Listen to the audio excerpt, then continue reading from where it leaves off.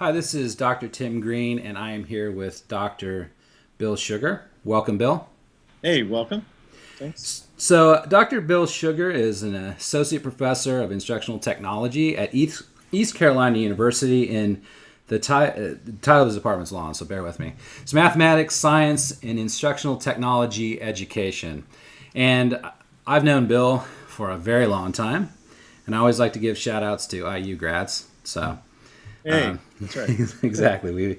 Bill, I think you were there a couple years before I was, and I don't even know. We might have overlapped our PhD program, but I Yeah, I think you. think. Well, did you came at the same time as Abby Brown? Yeah, I did.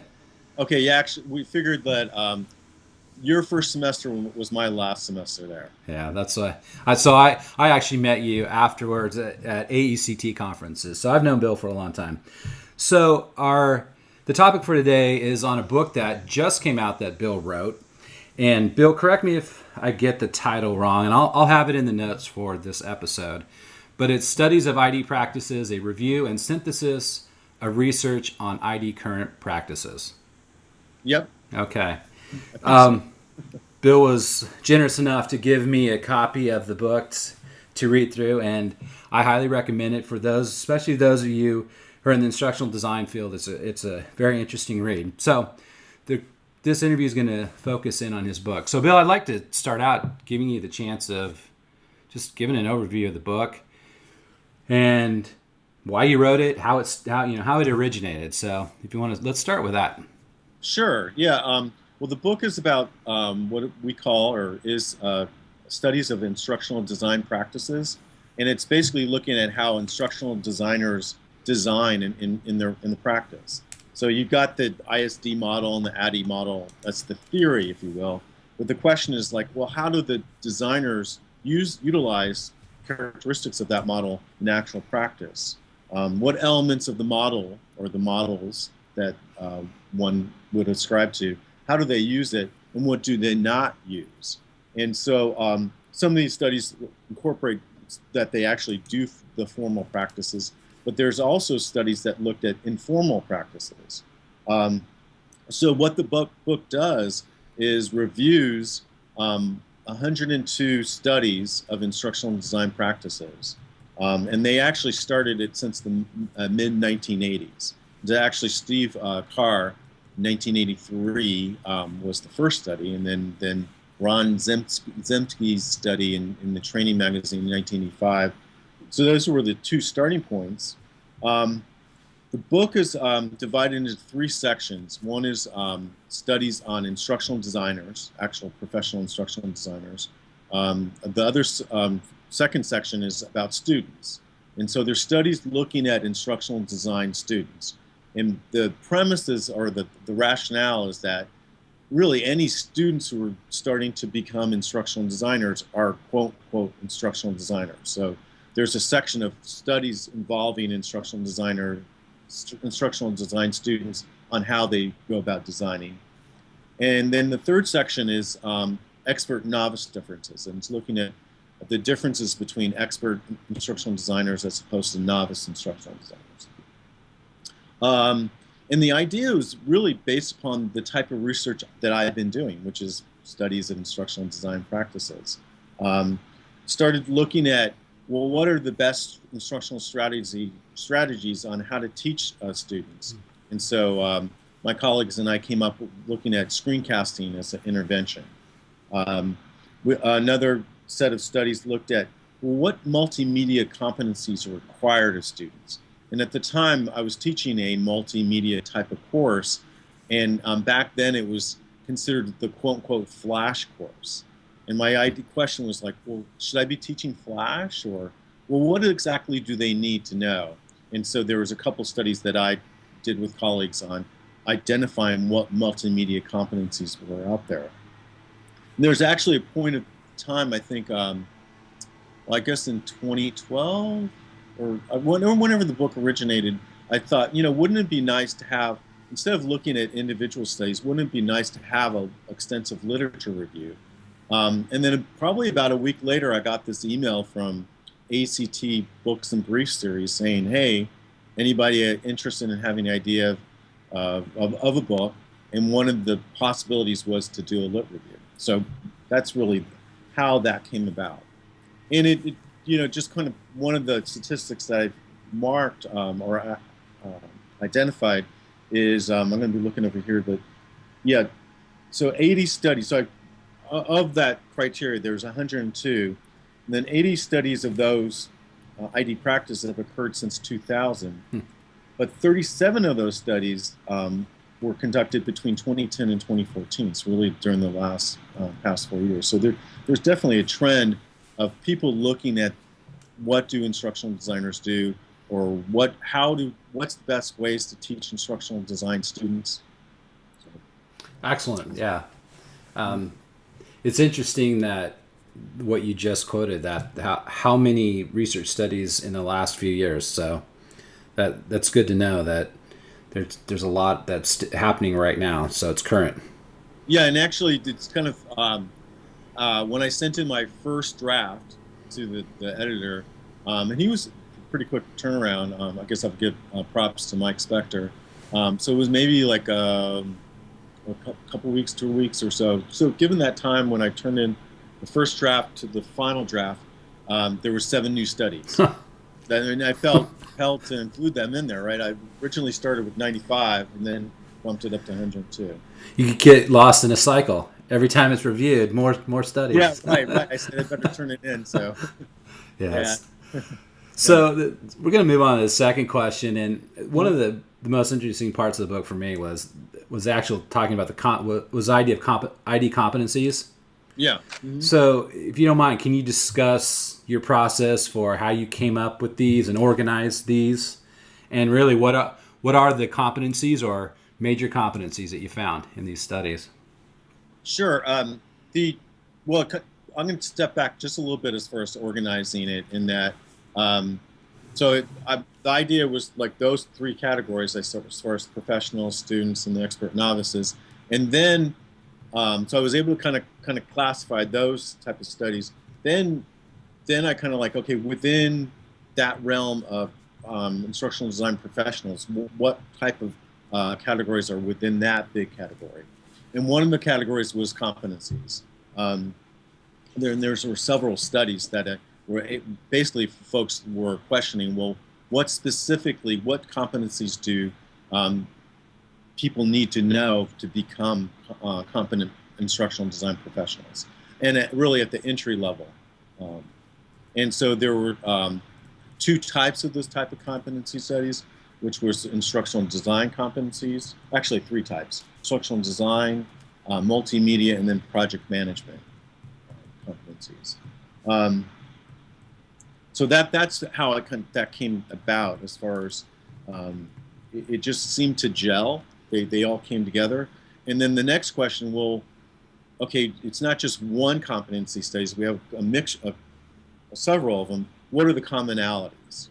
And there's a couple tables in the book where I was able to, if there was more than a study where there's more than one common competency, I was able to mark it off. And the competencies are fairly general, but one of the things that came out was collaboration.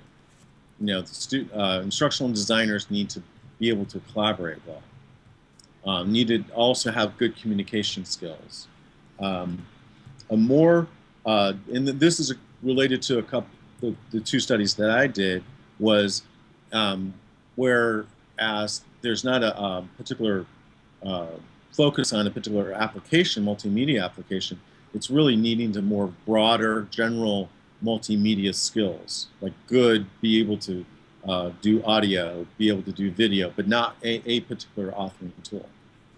And so these entry-level 3 types of competencies that you described, going back to your 3 categories of professional, students, experts, novices, those go across those categories that people need or instructional design, or did you see differences? It's not the it was really on focusing on people who now get the degree. Now, what are they prepared to do? Okay. Yeah. So it wasn't any expert novices differences in the competencies in that regard, but it's more of like from an educational standpoint, from day one that we have these instructional design students, what do we need to get them to be able to be competent in their jobs And so, as a working professional. and so now taking those, you can then build a program to help train them, educate them.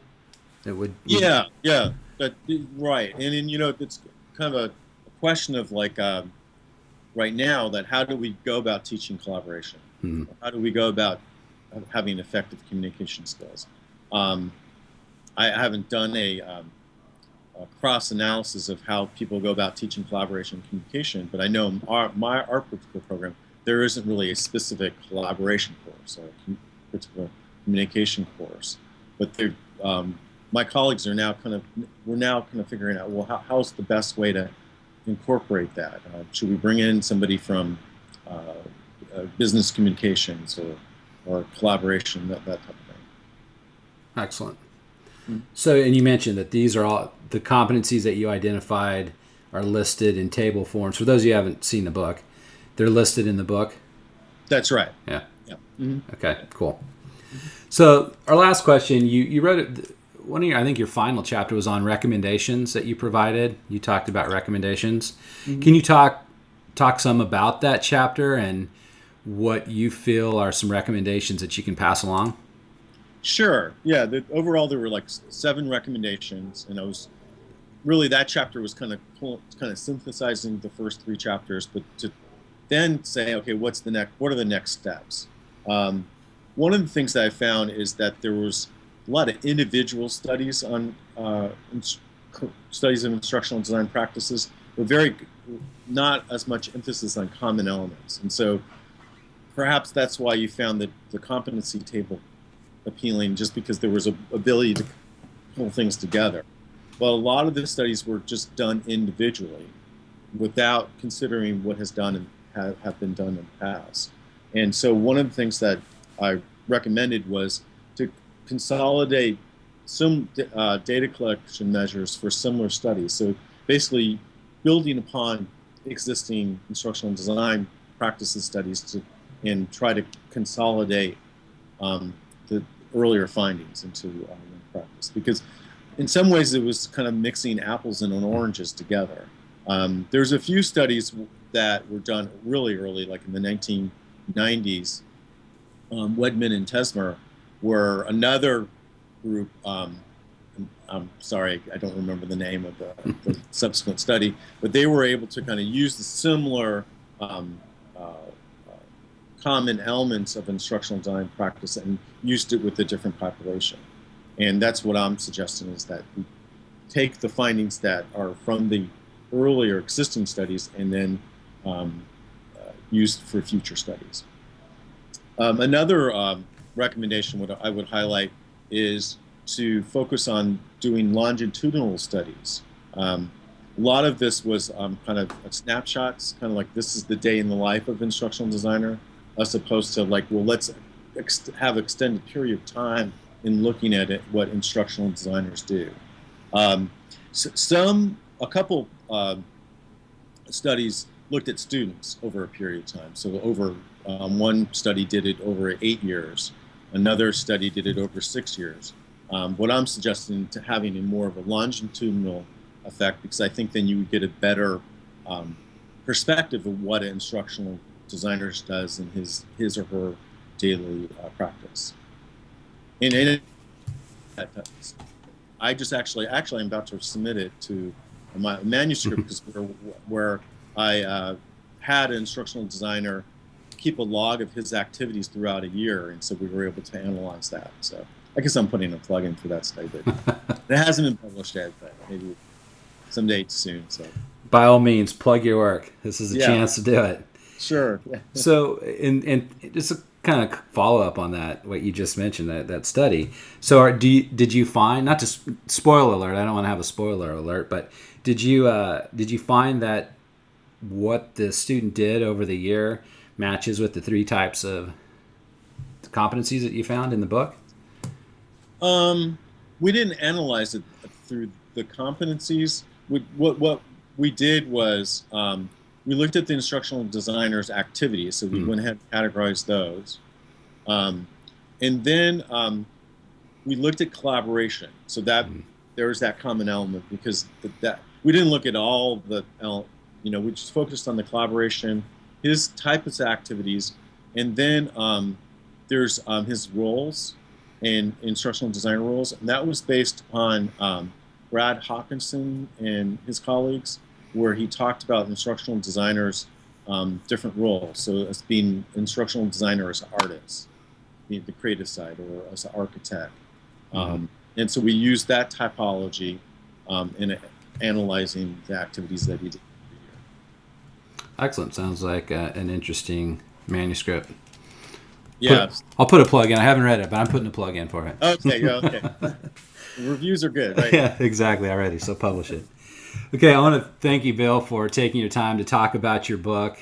For those who haven't seen the book, I'll leave. There's going to be a link on the notes to this episode where you can go take a look at it. So thanks again, Bill. Oh, sure.